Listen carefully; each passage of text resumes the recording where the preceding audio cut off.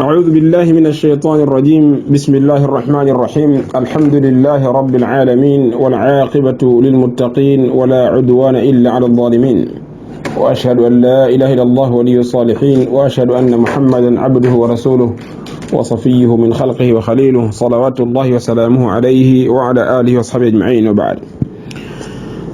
Ndugu Islam, tunamalizia sehemu yetu ambayo kwamba imebaki masuala matatu tu, lakini masuala matatu hayo kwa mawili, kwa sababu moja ni swala ambalo tayari tulishalisoma mara mbili huko nyuma, kwa hivyo tunairuka. Kwa hivyo leo tunakamilisha masuala mawili tu yaliyobakia katika mlango wetu huu wa masala ya kivazi na kuelekea kibla na sutra. Sutratul imam au kwa Kiswahili tunaita sitra. Katika kitabu cha Sheikh wetu na mufti wetu Sheikh Ahmed Al-Khalili, swala linasema, je, inajuzu kusalia nguo ambayo kwamba ndani yake ina mapicha? Je, inajuzu kusalia nguo ambayo kwamba ina mapicha? Jawabu inasema kwamba katika hilo kuna khilafu baina ya wanavyuoni. Kikundi cha wanavyuoni kinaona kwamba hilo ni haramu, kwamba inaharamishwa kusalia na nguo ambayo kwamba ina picha ndani yake, kama ilivyothibiti katika hadithi sahihi ambayo kwamba kaipokea al-Imam Ar-Rabi' na wakaipokea pia mashekhe wawili al-Bukhari wa Muslim na wengineo miongoni mwa maimamu wa hadithi, kwamba Mtume sallallahu alaihi wasallam alikwenda katika beiti, katika nyumba ya Sayyida Aisha radhiyallahu ta'ala anha, na alikuwa bibi Aisha amemnunulia Mtume au amenunua mto wa kuegemea, numruqa, ni mito ya kuegemea. Sheikh Abdullah Saleh katika tafsiri yake anafasiri takia. Ndani yake hiyo mito kulikuwa na picha, kulikuwa na mapicha. Mtume sallallahu alaihi wasallam alipoyaona hayo, alipoiona ile mito, basi alisimama nje na hakuingia kwenye nyumba. Akasema bibi Aisha radhiyallahu anha, ewe Mtume wa Mwenyezi Mungu, mimi natubia kwa Mwenyezi Mungu kutokana na kile ambacho kama nimekifanya. Mtume sallallahu alaihi wasallam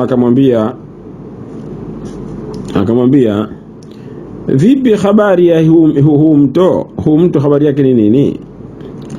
Bibi Aisha akamwambia, nimeukununulia wewe ili uegemee.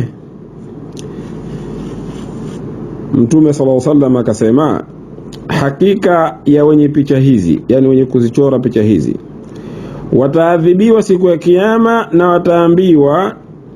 wataambiwa yahuisheni yale ambayo kwamba mumeyaumba, yani yatieni roho yale ambayo kwamba umeyaumba. Na hii inaonyesha kwamba kuchora mapicha ya vitu vyenye roho ni katika kabair, katika madhambi makubwa. Na mara nyingi binadamu huwa anaona kitu chepesi, lakini katika mtazamo wa sharia hauko hivyo, na pengine kingine ukaona kwamba ni kizito, pengine katika sharia haiko hivyo. Ndio siku zote tunaambiwa kwamba jambo muhimu sana kwa tusome, Muislamu ajue dini yake. Kama Mwenyezi Mungu katika Qur'an anasema, watahsabunahu hayyinan wa huwa 'inda Allahi 'azim. Wao nyinyi mnalihesabu kama jambo hilo ni jepesi, lakini kwa Mwenyezi Mungu ni jambo zito kubwa. Kwa hivyo Mtume akasema maneno hayo na hakutaka. Anaendelea Sheikh anasema, na miongoni mwa wanavyuoni wako ambao kwamba wanafanya nini, istithna ya nguo, wanafanya exception, wanaivua. Yani wanavyuoni wengine wanasema kwamba hiyo picha ikiwa katika nguo basi haizurishi kitu. Nini ushahidi wao? Anasema kwa ajili ya hadithi ya Abi Talha radhiyallahu anhu ambayo kwamba inasema, illa ma kana raqman fi thawbin, isipokuwa ile ambayo kwamba imekuwa ni michoro, yani picha imo katika nguo. Kisha baada hapo Sheikh akaelezea akasema hivi, lakini hadithi hii hairuhusu kusalia na nguo ambayo kwamba ina mapicha. Yani hadithi inasema kwamba isipokuwa mapicha katika, ikiwa picha katika nguo, haijaonesha kwamba kusalia na nguo ambayo kwamba ina picha inajuzu, haijaonesha hivyo. Na wa inma bali hadithi hii inaruhusu kujibakisha, kuiacha picha kama ilivyo, ili isije kuharibika ile nguo. Mtu asitake haribu nguo yake kwa kuikata. Yani picha sio katika nguo, usitake haribu ile nguo kwa kuikata. Basi ndio hiyo maana hadithi. Haijamaanisha hadithi kwamba kusalia na nguo hiyo inafaa, kinyume na waliona rai hiyo yani. Kisha akasema shekhe, na ikiwa mtume sallallahu alaihi wasallam,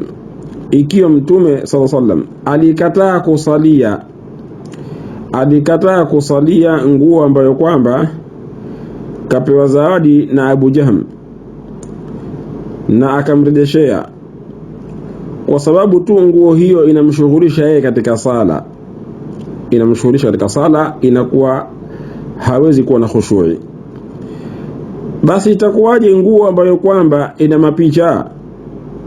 Na itakuwaje aliyekuwa si mtume sallallahu alaihi wasallam? Inakuwaje kwa mtu mwingine ambaye kwamba si mtume? Pamoja na kwamba mtume sallallahu alaihi wasallam ndiye ambaye kwamba alikamilika kwa khushui kushinda watu wote, kwa khushui ya moyo, na alikuwa na yaqini iliyezama katika moyo wake kushinda mtu mwingine yoyote, na ndiye aliyekuwa akiweza kuihudhurisha sala au kuhudhurisha kile anachokisoma kushinda watu wote. Sasa vipi itakuwa yule ambaye kwamba si mtume? Mtume sallallahu alaihi wasallam ambaye kwamba ni maasum na ana uwezo mkubwa zaidi, kakataa kusalia nguo ambayo kwamba inamshughulisha. Sasa vipi yule ambaye kwamba si mtume?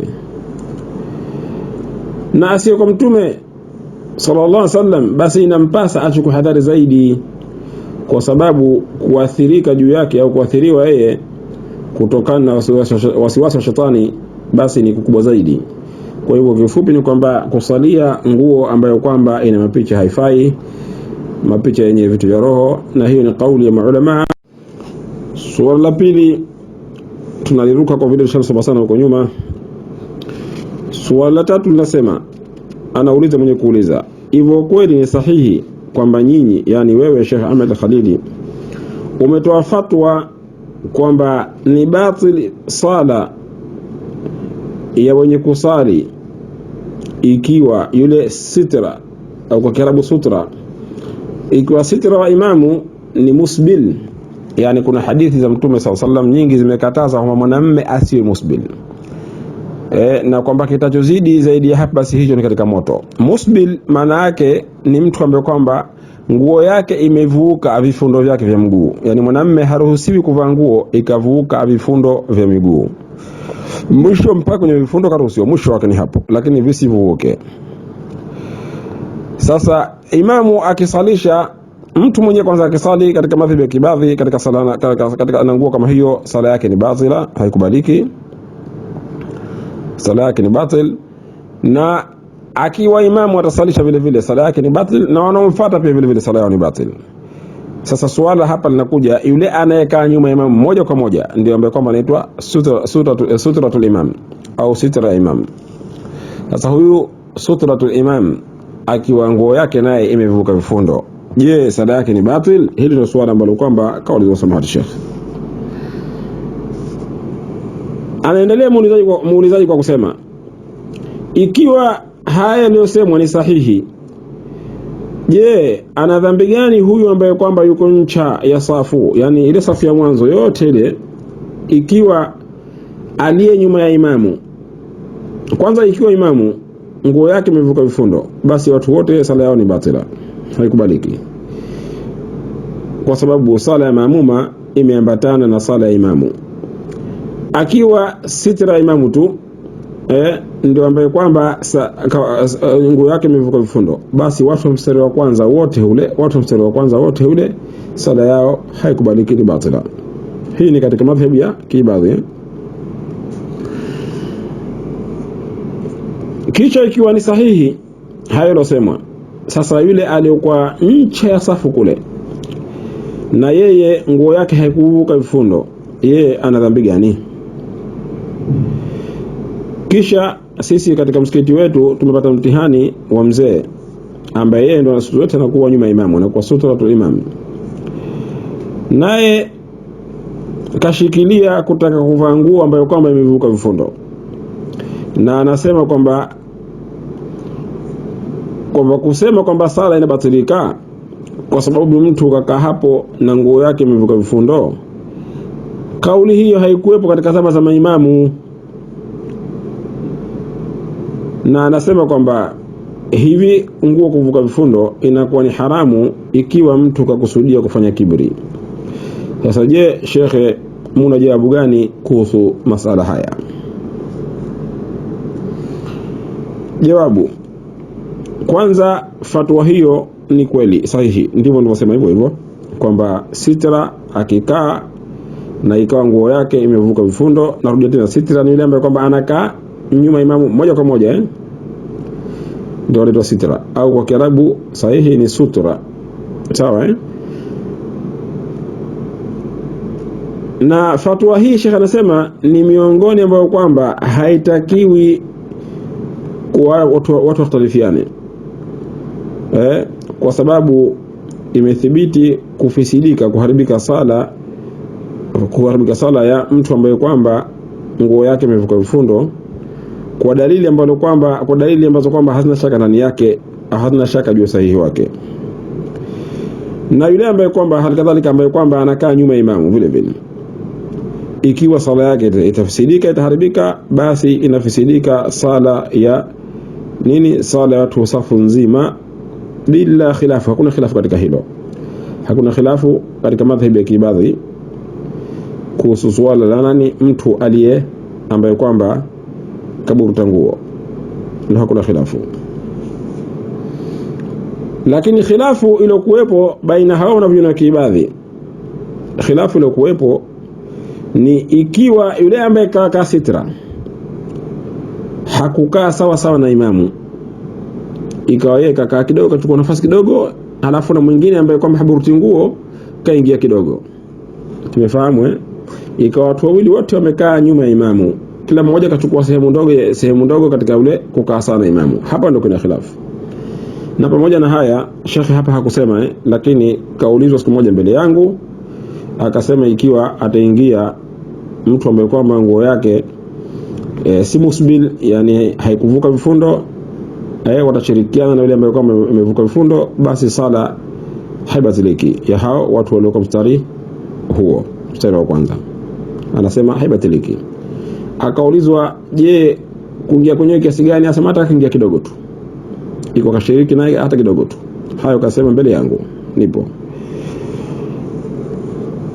Anasema lakini ndio khilafu imetokea hapo, ikiwa kuna mtu mwingine ambaye kwa haburuti nguo na ataingia katika hiyo sala, katika hiyo sutura imam.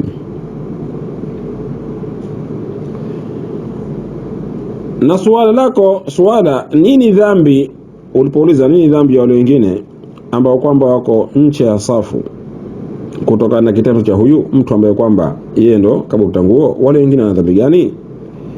Swala hili ni swala lenye kuporomoka kwa sababu kusihi kwa sala na kutokusihi, hii inarudi katika kile ambacho kinaitwa khitabul wad'i, sawa na hairudi katika kile chenye kuitwa khitabu taklifi. Khitabul wad'i kiufupi ni hali mambo ya ndani kidogo ya mbali katika ilmu, lakini nitakufahamisheni si makubwa, naweza mkafahamu. Khitabul wad'i ni ile ambayo kwamba hukumu imefungamanishwa na kitu kama sharti au sababu, kwa maana kwamba sharti ikikosekana basi na ile hukumu imekosekana, imeanguka. Sababu ikikosekana na kile kitu hakipo. Kwa hivyo hii ni khitabul wad'i, ni sharti hii kwamba ikisaliwa hivi sala ndio inakuwa sahihi, kama haikusaliwa hivi si sahihi. Hakuna lazima kwamba mtu mwingine awe kajua au hakujua, yani awe naye kavaa vile vile hakuvaa, hakuna lazima huo.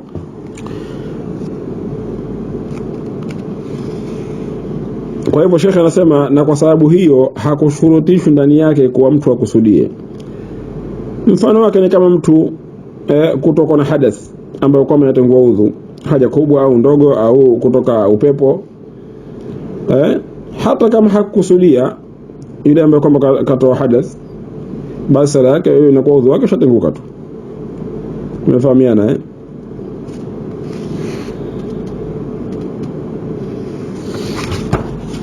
Halafu anasema shekhe, na huyu mzee ambaye kwamba au madai ya huyu mzee ambaye kwamba anasema kwamba kauli hii ni mpya na kwamba katika zama za maimamu haikuwepo,